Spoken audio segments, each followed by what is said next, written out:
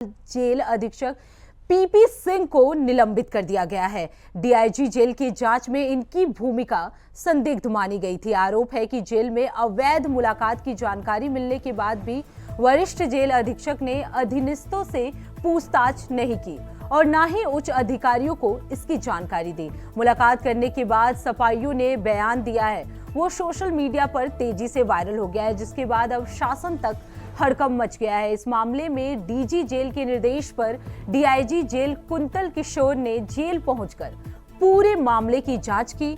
वहीं जांच में पाया गया कि मुलाकात कराने में जेल के नियमों का पालन नहीं किया गया था। जांच में वरिष्ठ जेल अधीक्षक पीपी सिंह, जेलर विक्रम सिंह यादव और डिप्टी जेलर प्रवीण सिंह की लापरवाही सामने आई है। मुरादाबाद जेल अधीक्षक जो है उनको निलंबित कर दिया गया है। तो आपको बता दें कि सफाइयों के मुलाकात को लेकर जेल अधीक्षक सीपी सिंह को निलंबित कर दिया गया है। वहीं इस खबर पर ज्यादा जानकारी देने के लिए हमारे साथ मोहम्मद आसिफ जुड़ चुके हैं। आसिफ, क्या कुछ जानकारी है? संभल हिंसा मामले में सपा नेताओं से मुलाकात करवाने को लेकर सीपी सिंह को निलंबित कर दिया गया है। जी बिल्कुल प्रज्ञा, संभल हिंसा मामले में अब जिस तरह से जेल अफसरों पर गाज गिरी है, योगी सरकार की तरफ से गाज गिराई गई है और पूरा मामला मुरादाबाद जेल से जुड़ा हुआ है।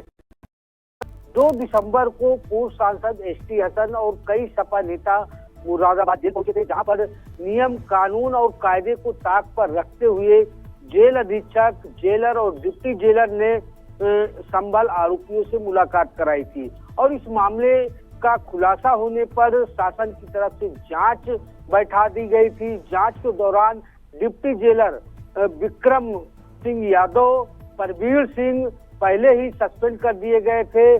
डीआईजी जेल की जांच चल रही थी। जांच में जेल अधीक्षक पीपी सिंह भी दोषी पाए गए और दोषी पाए जाने के बाद जेल अधीक्षक पीपी सिंह को भी सस्पेंड कर दिया गया है। यह बड़ी कार्रवाई है, क्योंकि जिस तरह से जेल में जेल मैनुअल को दरकिनार करते हुए सपा नेताओं की मुलाकात कराई गई थी और जिस तरह से योगी सरकार संभल मामले को लेकर हर पहलू पर नजर रख रही थी। डीजीपी प्रशांत कुमार जहां एक तरफ लॉ एंड ऑर्डर और कानून व्यवस्था को लेकर सख्त निर्देश दिए थे, वहीं यूपी सीएम योगी आदित्यनाथ ने भी इस मामले में पल पल की अपडेट लेते रहते हैं और जिस तरह से मुरादाबाद जेल में नियम कानून को धता बताते हुए जेल अधीक्षक और अन्य अफसरों ने सपा नेताओं की मुलाकात कराई, जांच हुई। जांच में बिल्कुल आसिफ, अगर बात की जाए कि आधार क्या रखा गया था उन्हें निलंबित करने का? देखिए, जो डीआईजी जेल की जांच है उसमें साफ तौर पर है कि जो सपा नेता थे वह किसी मैनुअल के हिसाब से मुलाकातियों से मुलाकात करने नहीं पहुंचे थे और संभल मामला जिस तरह से सुर्खियों में था, कई गोपनीयता भी लीक हो सकती थी और इसके अलावा जो है जेल डीआईजी का कहना है कि इस मामले में जो मैनुअल होता है कि पर्ची लगाकर लोगों की मुलाकात बंदियों और कैदियों से कराई जाती है, लेकिन पूर्व सांसद एसटी हसन और कई तमाम नेता मुरादाबाद जेल पहुंचे, जहां पर बिना पर्ची के ही जो है संभल आरोपियों से मुलाकात करा दी गई और इस मामले का वीडियो भी वायरल हुआ और वीडियो वायरल होते ही पूरे मामले को योगी सरकार ने संज्ञान में लिया।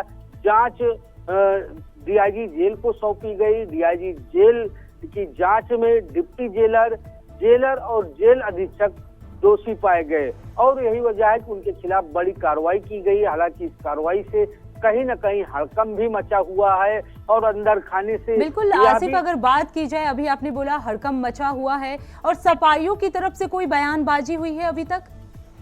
देखिए प्रज्ञा, अगर बात करें जेल अधीक्षक, जेलर और डिप्टी जेलर की के खिलाफ कार्रवाई की तो कहीं न कहीं सफाई इस बात से सहमत नहीं है कि क्या किसी को मुलाकात कराने पर अफसरों को सस्पेंड कर दिया जाएगा।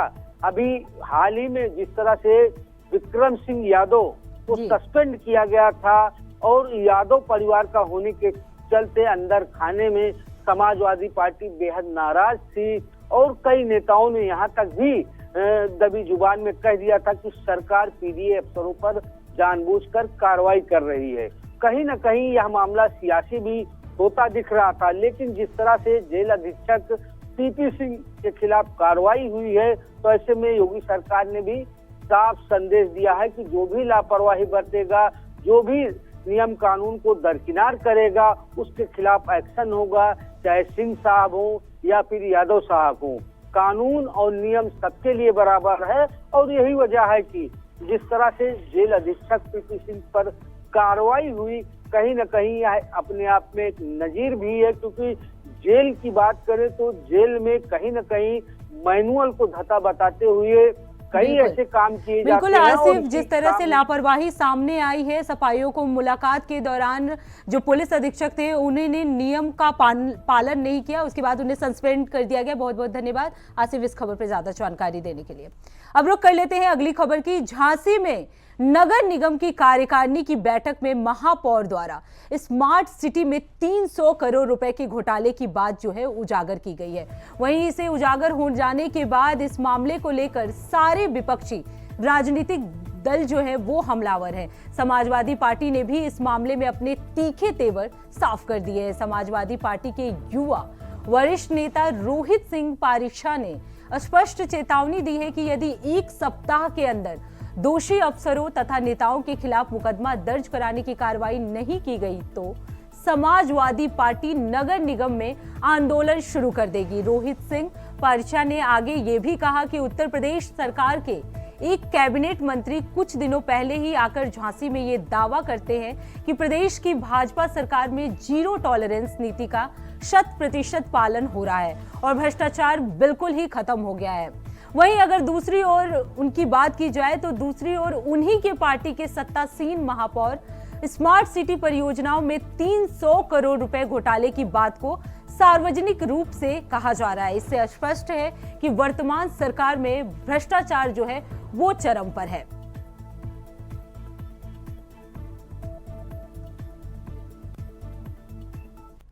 एक ही धरना देगी आने वाले 7 दिन के अंदर। अगर माननीय मुख्यमंत्री जी और महापौर जी ने जो अब अधिकारियों को जेल जाने की बात कही है, अगर उस पर सख्त से सख्त कार्रवाई ना हुई और जो भी मेयर सम्मिलित हैं, चाहे वो पूर्व हो चाहे वो वर्तमान हो, अगर उन सब मेयरों के खिलाफ कार्रवाई नहीं हुई, उनकी जांच नहीं कराई गई, तो हम 7 दिन में हम सब नगर निगम के गेट पर धरना प्रदर्शन करेंगे। समाचार के माध्यम से, पेपरों के, न्यूज़पेपर के माध्यमों से। अगला कदम हमारा साफ है कि अगर 7 दिन के अंदर कार्रवाई नहीं की तो हम लोग नगर निगम के गेट के सामने धरना देंगे, क्योंकि जनता को हिसाब देना होगा। जनता की खून पसीने की गाड़ी कमाई का हिसाब देना होगा, क्योंकि जनता जनार्दन, हमारी भगवान रूपी जनता आपको कुर्सी पर बैठाती है और आपको यह दायित्व देती है कि आप हमारे क्षेत्र का, हमारे गली मोहल्लों का, हमारी नाली, सड़क, बिजली, पानी की ठीक ठाक अच्छे से व्यवस्था करें। और आप अगर जनता का ही पैसा, हम सबका ही पैसा अगर आप खा जाएं तो हम लोग ये बर्दाश्त नहीं करेंगे। हम सब आदरणीय राष्ट्रीय अध्यक्ष अखिलेश यादव जी के सिपाही हैं और हम लोग अपनी लड़ाई लड़ते रहेंगे। और भारतीय जनता पार्टी को, जो हमेशा से भ्रष्टाचार मुक्त की बात करती है, उनको अपने संघर्ष से, अपने कड़े रुख से उनको समय समय पर उनको जगाते रहेंगे और उनको चेतावनी देते रहेंगे।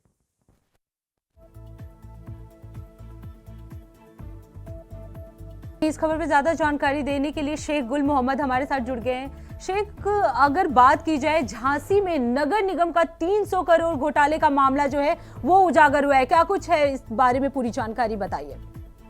बता दूं कि नगर निगम की कार्यकारिणी बैठक में अभी जो वर्तमान महापौर है उनके द्वारा बैठक में बोला गया था कि 300 करोड़ रुपए का जो घोटाला स्मार्ट सिटी को लेकर हुआ है, जिसके बाद से लगातार सभी राजनीतिक पार्टियां इसको लेकर कोई धरना प्रदर्शन कर रहा है या डीएम को ज्ञापन सौंपे जा रहे हैं। वहीं आज सपा के द्वारा एक पत्रकार वार्ता आयोजन की जाती है, जिसमें वरिष्ठ जो समाज सेवी हैं रोहित पारिक्षा, उनके द्वारा बोला जाता है कि अगर 7 दिन के अंदर इनके ऊपर कार्रवाई नहीं होती है और मुकदमा दर्ज नहीं होता है तो वह विशाल आंदोलन करेंगे नगर निगम के गेट पर बैठ के।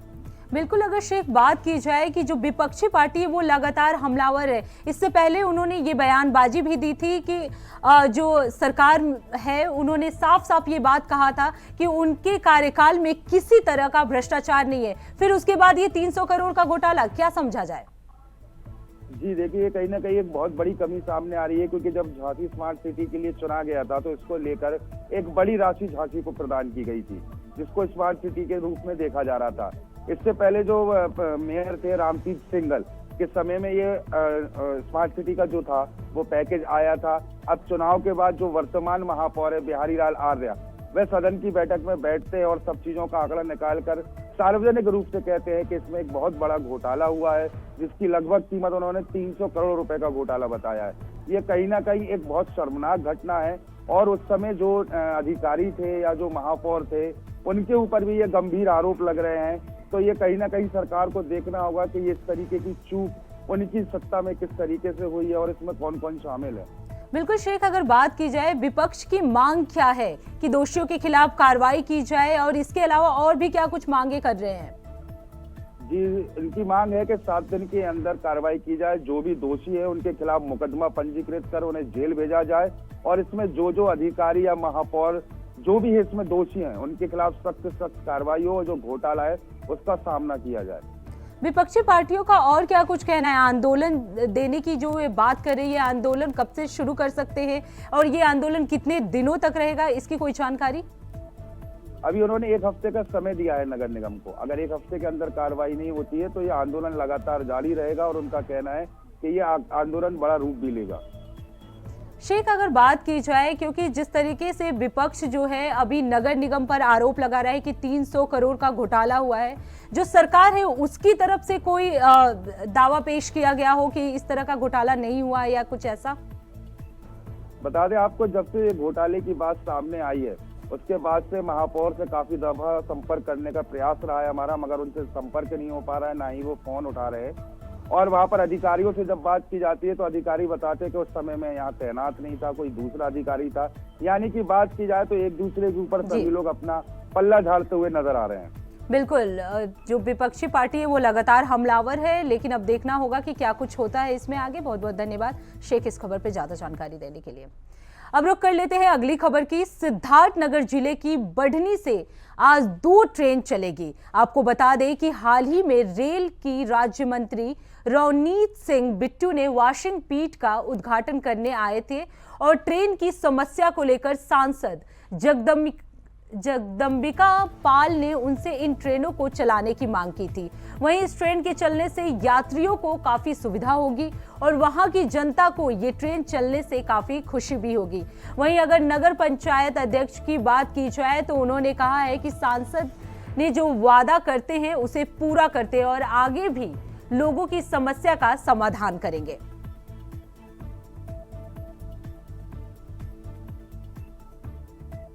तो आपको बता दें, सांसद ने ये साफ कहा है कि सांसद जो भी वादा करते हैं उसे पूरा करते हैं। ये ट्रेन चलाया गया और यात्रियों की सुविधा के लिए ट्रेन चलाया गया।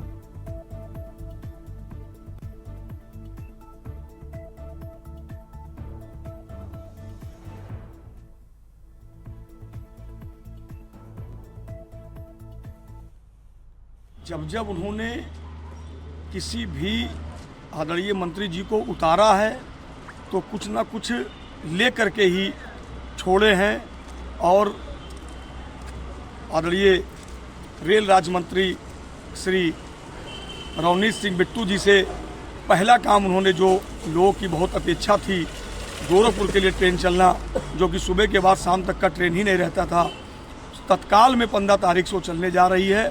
मैं अपने सांसद जी को बहुत बहुत धन्यवाद देता हूं, बहुत बधाई देता हूं और मैं पूरे विश्वास के साथ ये कह सकता हूं कि उन्होंने चौरी चौरा, सुशासन, अंत्योदय जो भी मांगा है वह माननीय मंत्री जी पूरा करेंगे, क्योंकि मेरे सांसद जी में वो लड़ने की क्षमता है और मुझे पूरा विश्वास है वो लड़ करके ले आएंगे।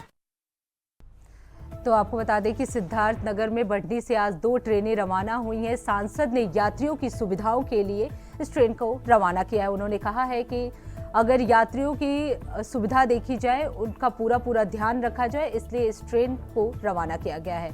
तो बढ़नी से आज 2 ट्रेनें जो है वो रवाना हुई हैं। यात्रियों की सुविधा को लेकर ये ट्रेनें रवाना की गई है। सांसद जो है लगातार इस ट्रेन को लेकर लोगों की मांग थी, जिसको पूरा किया गया है। सांसद ने कहा है कि लोगों की पूरी सुविधाओं का पूरा ध्यान रखा जाएगा। यात्रियों की सुविधाओं के लिए इस ट्रेन को शुरू किया गया है। तो बढ़नी से आज 2 ट्रेन जो है वो शुरू हुई हैं। यात्रियों की सुविधाओं को लेकर ये ट्रेन सुविधाजनक हुई है।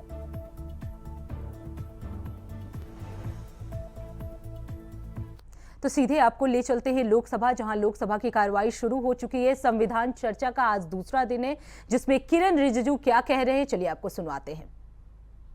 धर्म चक्र है हमारा, जो धर्म चक्र का नीला रंग होने का कारण, वो भी हमको सबको मालूम है, मैं फिर भी जिक्र कर रहा हूं। उसको व्हील ऑफ लॉ, विधि का चक्र कहा जाता है, क्योंकि नीला रंग दर्शाता है आकाश, महासागर और सार्वभौमिक सत्य को दर्शाता है। यही कारण है कि राष्ट्रीय ध्वज के सफेद पट्टी के बीच में नीले रंग का अशोक चक्र स्थित होता है। वही उसमें बनी जो 24 तीलियां बनी है, वो है मनुष्य के 24 गुणों को दर्शाती है। ये सिंबल, क्योंकि हम इस महान देश का संविधान के बारे में जब वो भी हमको नहीं भूलना चाहिए। बाबा साहब भीमराव अंबेडकर एक जो लोकतंत्र के बारे में बात करते करते उन्होंने कई बातें कही। एक कोट मैं आपके सामने में पेश करना चाहता हूं। बाबा साहब ने कहा था, द इंस्टीट्यूशन, ये संस्थान ने जहाँ पे बहुत सारे नियम बनाए जाते हैं, संकल्प होते हैं, कोरम वोटिंग होती है, और जहाँ पे भगवान बुद्ध जो है प्रणाली उस समय की थी, उसे आशीर्वाद दें। इंडिया से कंपेयर किया। और सर, बाबा साहब ने जब अपना संविधान का रचना का ड्राफ्ट करने का शुरू किया, उसमें कई कोट्स है। मैं कुछ देर में कुछ कोट्स को आपके सामने में पेश करना चाहूंगा। फिलहाल सर, कॉन्स्टिट्यूशन स्पिरिट, जिस स्पिरिट से हम आज तक 75 वर्ष पूरा हो गए हैं, उसमें लिखा हुआ जो शब्द होते हैं, उसके अलावा संविधान का जो स्पिरिट, सर मैं अखिलेश जी हमने कैसे मानते हुए आगे चलने का मैं जवाब नहीं देना चाहता हूं, क्योंकि मैं उनको जवाब देंगे तो फिर वो प्रधानमंत्री मोदी जी का मुश्किल में पड़ जाएंगे। हुआ समाजवादी का समय संविधान उत्तर प्रदेश में क्या हालत था, मानते हुए सर अपना सरकार का मंत्र को इस देश का मैं सर ये बात, और मंत्र है सबका साथ, सबका विकास, सबका विश्वास और सबका प्रयास। इस चीज को लेकर के हम सब भी फक्र महसूस करते हैं कि संविधान के स्पिरिट के अनुसार ही 75 वर्ष पूरा होने पर संविधान का एडॉप्शन को इस वक्त हमारा देश का राष्ट्रपति एक महिला और एक आदिवासी है, जिसको इस देश का महामहिम राष्ट्रपति का पद पर आसीन होने का मौका मिला है। मैं जब बाबा साहब अंबेडकर को कोट करता हूं, तो मैं ये मानता हूं कि ये मैं एक अधिकार के रूप में कोट नहीं कर रहा हूं, मैं दायित्व के हिसाब से मैं बोल रहा हूं। क्योंकि अगर बाबा साहब अंबेडकर का वो स्पिरिट संविधान में नहीं होते, तो मैं भी आज इस महान सदन में कभी भी नहीं होते। मैं एक ऐसे क्षेत्र से आया हूं, मैंने एरोप्लेन पहले देखा है, गाड़ी बाद में देखा है, क्योंकि मैं सांसद बनने के बाद ही गाड़ी का रास्ता बनाना शुरू हुआ। हमारा प्रदेश में कई गांव में 7-7, 8-8 दिन हम लोग पैदल चलते थे। और जब मैं आदरणीय प्रधानमंत्री जी ने मुझे उस जगह में बैठने का मौका दिया जिस पद पर बाबा साहब भीमराव अंबेडकर बैठे थे। जब मैं इस देश का कानून मंत्री बना, मैंने सबसे पहले उस कानून मंत्री के पद में बैठने से पहले ये समझने का कोशिश किया कि बाबा साहब अंबेडकर क्या चाहते थे, क्या क्या चीज और उसके सोच मन में था जो नहीं कर पाए, और उसने अपना कार्य पूरा करने से पहले क्या क्या चीज उन्होंने आरंभ किया। वो सुबह मैं कानून मंत्री के पद पर जाने से पहले सबसे पहले मेरा मन में यह आया कि बाबा साहब भीमराव अंबेडकर इस देश का पहला कानून मंत्री तो बना, लेकिन उन्होंने इस्तीफा क्यों दिया, इसका चर्चा लोगों के सामने में अक्सर नहीं होते हैं। जब कोई इंसान किसी पद से इस्तीफा देते हैं उसका बड़ा कारण होता है, वो भी बाबा साहब भीमराव अंबेडकर जैसे, जिन्होंने महान संविधान का रचना किया। इसको हम आर्किटेक्ट ऑफ इंडियन कॉन्स्टिट्यूशन के नाम से जाने जाते हैं, और इतने कम समय में कानून मंत्री के पद से क्यों इस्तीफा दिया। तो मैंने ढूंढ करके वो पत्र जो बाबा साहब भीमराव अंबेडकर ने पंडित नेहरू जी को लिखा, जो प्रधानमंत्री थे, उस पत्र को मैंने पढ़ा है। अब मैं पत्र को, लंबा पत्र है, पूरा जिक्र नहीं करना चाहूंगा, और उसके पत्र में 1 पॉइंट से 2 पॉइंट से वो भी मैं कुछ देर में मैं जिक्र करूंगा। अभी मैं सबसे पहले इस बात से मैं शुरू करूंगा कि आप हो या हम सब फक्र महसूस करते हैं इस देश का नागरिक होने का, क्योंकि हमारा देश का संविधान दुनिया का सबसे बड़ा संविधान ही नहीं, दुनिया का सबसे खूबसूरत संविधान भी है। उस संविधान में सब कुछ है। मैंने बीते सालों में दुनिया का कई संविधानों का भी मैंने परखने का कोशिश किया है, प्रावधानों का भी, और हमारा संविधान का प्रावधानों को भी मैंने बारीकी से देखा है। इसीलिए मैं कह सकता हूं, इसमें पार्टी उस पार्टी इस पार्टी का सवाल नहीं है। हम सब भारतीय हैं और इस संविधान को लेकर के हम लोग गौरव महसूस करते हैं।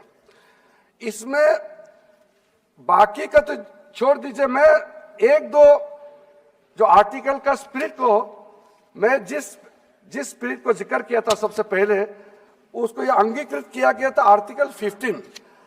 आर्टिकल 15 में किसी भारतीय को, चाहे कोई धर्म का हो, कोई जात का हो, बच्चा हो, बूढ़ा हो, औरत हो, मर्द हो, कोई सवाल नहीं, हर एक भारतीय को बराबर का दर्जा देने का सबसे पहले आर्टिकल 15 में जिक्र किया गया है। फिर उसके बाद आर्टिकल 16 में, अनुच्छेद 16 में सबको बराबरी का मौका देने का, इक्वालिटी इन अपॉर्चुनिटी, इसका भी वहां मेंशन किया गया है।